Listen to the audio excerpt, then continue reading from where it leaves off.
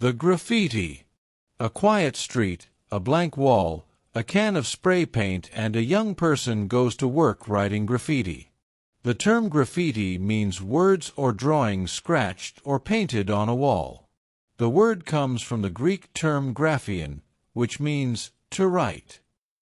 People have been writing graffiti on walls for thousands of years, but today some people believe that certain types of graffiti have evolved into a genuine art form.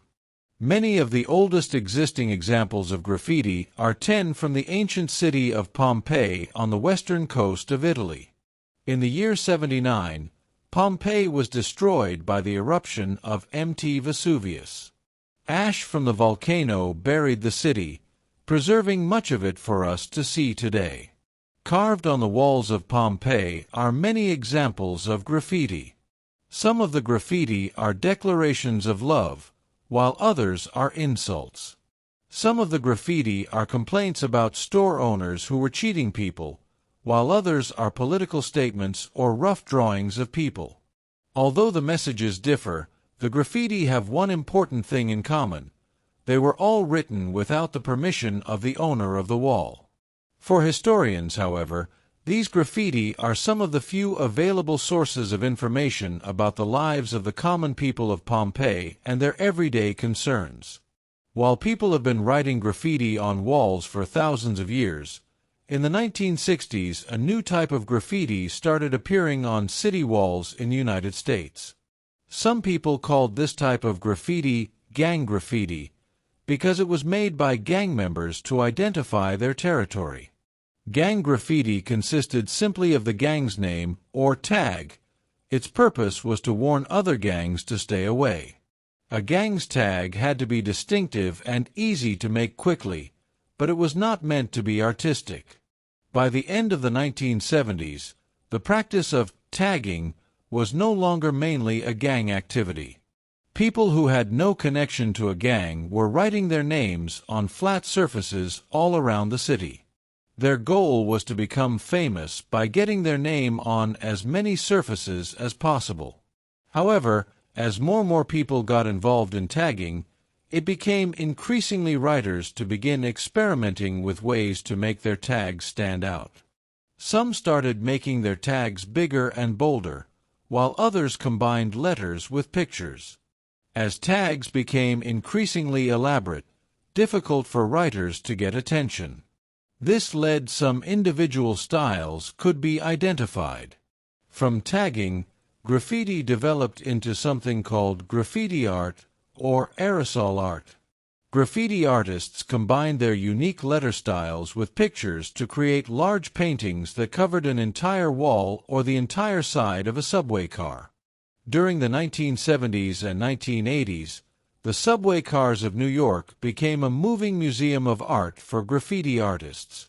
The purpose of graffiti art, unlike that of gang graffiti, is self-expression and creativity. According to one graffiti artist, creating graffiti is an art, and just like any other art, it requires tons of practice and work.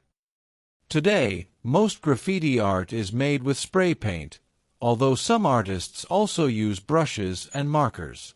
For graffiti artists, just about anything can serve as a surface for their artwork, even rocks, roads, and billboards. Of course, not everyone likes or approves of the graffiti on city walls. In fact, most people think of creating graffiti as vandalism rather than art. For the majority of people, doing graffiti without someone's permission is not freedom of expression, it is arrogance. And the presence of graffiti in their neighborhoods makes many people feel less safe. Seeing graffiti all around them makes many people feel that danger is just around the corner. In the 1980s, many cities started taking action against graffiti. The city of New York, for example, started a campaign to get rid of graffiti on subway cars.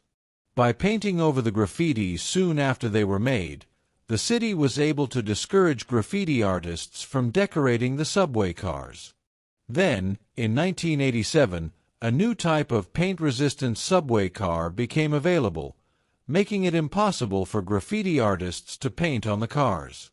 The city of Los Angeles bought several paint stores on wheels to combat graffiti. These vans traveled around the city looking for graffiti and painting over them immediately. The city's goal was to discourage graffiti artists by painting over their graffiti within 24 hours. Other cities have used protective coatings and special building materials to prevent people from writing 85 graffiti. Although these solutions have been effective, they are very expensive. Does this mean the end of graffiti? Not quite.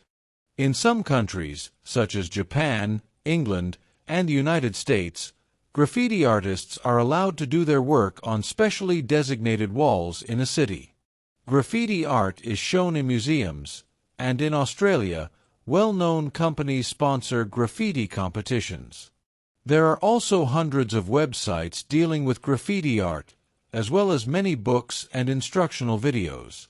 And, of course, there are still people who will try to leave their mark on someone else's wall.